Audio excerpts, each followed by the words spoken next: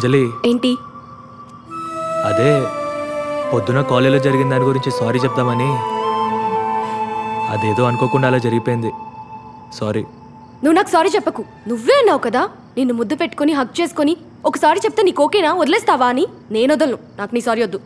అంజలి అది వేరు ఇది వేరు. ఏంటి వేరు? ఏంటి వేరు? నువ్వు మాత్రం ఏమైనా చేయొచ్చు. షర్ట్ ముడివేస్తావు, అందరిలో కిస్ చేస్తావు, అది మాత్రం తప్పు కాదు. అది కూడా వేరే చెప్పు. చెప్పు.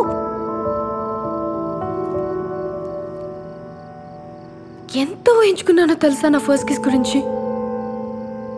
అది ఇలా వచ్చి అలా వెళ్ళిపోయింది. ఏంటి? ఎలా జరిగిందో కూడా తెలియలేదు. సినిమాలో కిస్ సీన్ వచ్చినప్పుడు ఆ మజా పోతుందని నేను చూసేదాన్నే కాదు, వాళ్ళు అలా ఫేస్ పెయింట్ చేసినప్పుడు నేను కళ్ళు మూసుకునేదాన్ని. అలాంటిది ఈరోజు ఇప్పుడు నీ ఫస్ట్ కిస్కి వచ్చిన భంగం ఏం లేదు. అదో పీడకల్లా నువ్వు మర్చిపో, నేను మర్చిపోతాను. నువ్వు అనుకున్నట్టే నీ ఫస్ట్ కిస్ సక్సెస్ అవుతుంది. నన్ను నమ్ము. ఏంటయ్యేది చేసిందంతా చేసి? సారీ, ఏం తెలియనట్టు మాట్లాడుతున్నాడు. ఇప్పుడు నీ కోపం పోవాలంటే నన్ను ఏం చేయమంటావు చెప్పు. ఏం చేయమంటావు చెప్పు.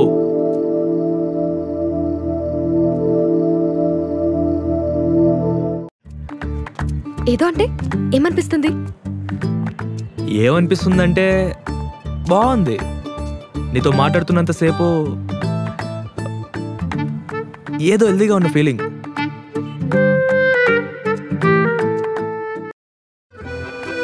ఆడికి మంది ఎందుకు ఇవ్వలేదు? డబ్బులు తీసుకునేగా ఇస్తున్నారు. మాకేమైనా ఫ్రీగా ఇస్తున్నారా? 21 సంవత్సరాల లోపు వయసు వరకు మందు అమ్మబడదా? క్యూ పద్ధతి పాటించాలా? బ్లాక్లో మందు అమ్మబడదా? ఏజ్ ప్రూఫ్ చూపించాల్సి వస్తుందా? రే ఏంట్రా ఇది స్కూల్ టైం టేబుల్ లాగా? ఆడికి మంది ఎందుకు ఇవ్వలేదు? డబ్బులు తీసుకునేగా ఇస్తున్నారు. మాకేమైనా ఫ్రీగా ఇస్తున్నారా? 21 సంవత్సరాల లోపు వయసు వరకు మందు అమ్మబడదా? క్యూ పద్ధతి పాటించాలా? బ్లాక్లో మందు అమ్మబడదా? ఏజ్ ప్రూఫ్ చూపించాల్సి వస్తుందా? రే ఏంట్రా ఇది స్కూల్ టైం టేబుల్ లాగా? సాగర సంగమం సినిమాలో హీరో తాగుతున్నాడని తెలిసి ఆ సినిమానే చూడడం మానేసింది దానివి. మరి నేను తాగుతున్నానని చెప్పి నాకు దూరంగా ఉండొచ్చు కదా.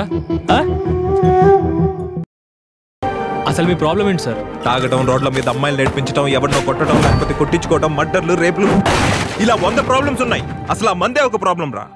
మనుషులు చేసిన తప్పుకి మందుని బ్యాడ్ చేయకండి సార్. అది మంచోడి కన్నా చెడ్డోడి కన్నా ఒకటే రేటు, ఒకటే ఆల్కహాల్.